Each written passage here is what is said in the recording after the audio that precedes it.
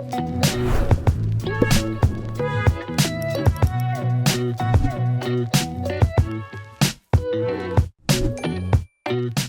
few weeks ago, I made a video illustrating the real returns of money market funds now that we're entering single digits territory. Well, I made a mistake. The good news is the returns are way better than I expected or that I had calculated. So let's just get down to the numbers. The interest rates, which are now, we assume, single digits, 9%, you can see in row 4, and row 5 has the monthly interest rate in percentage, and 6 has the compounded months, which is 12 months, number of years in row 7, 8 is the result. So what is your gross profit? Your gross profit is in row 9. Now, management fees, I've just included them there. They range between 1.5 to 2%, but like I said, they've already been included, or they've already been netted off the interest rates in row 4. That's my correction right there.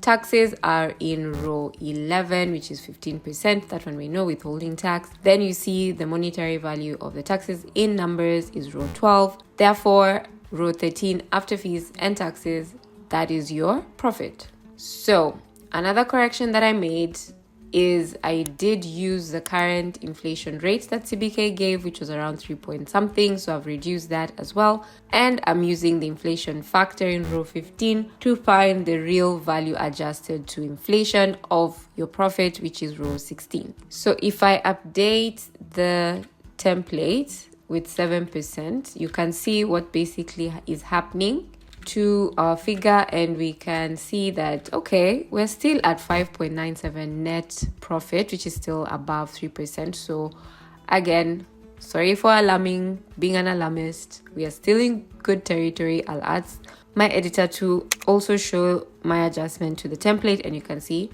it recalculates everything, and we are still pretty decent numbers. So again, this is basically how on your side you can be able to keep tabs of your interest rates. So given the new numbers adjusted to fees, taxes, and inflation, you can see that the net profit in percentage is estimated at 7.74%, which is above inflation at 3%. So we are still on a pretty decent trajectory when it comes to interest rates. So we are not on panic mode. I'd like to thank Brian of Moneyversations and Manuela of Figuring Finance, because they're the ones who give me the heads up about this one. I think they have worked in the industry. Okay, no, I know they have worked in the industry, so they know better. So thank you for the correction. And like I said, it's important to keep tabs of these numbers. And one thing that we learned from the session with Brian recently, I had a session with Brian of Moneyversations with some of my clients and some of my followers, and he taught us that, you know, when it comes to MMFs, at the end of the day, you look at which one is giving you the best value for your money. He taught us that we should not be so risk averse and scared of the newbie MMFs, because at the end of the day, they are regulated, they are protected by CMA, and at the end of the day, you want to get the best value for your money. So again, I stand to be corrected. Interest rates are something to also consider when you're choosing your MMF, but not the only consideration. There are many other factors you consider: user functionality, ease of access to your funds,